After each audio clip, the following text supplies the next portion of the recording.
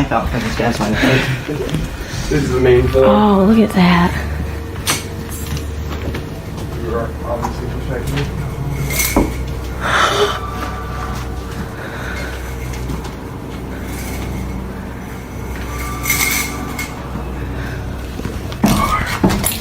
Now, you might wonder why the video abruptly cuts out right after the strange incident with the blinds. And so did I. So I asked McHale if there was more footage, and she explained that bizarrely, the camera on her phone just froze right after the incident.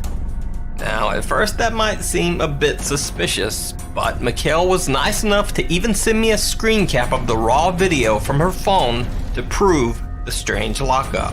This is the main floor. Oh, look at that. You are obviously protecting it.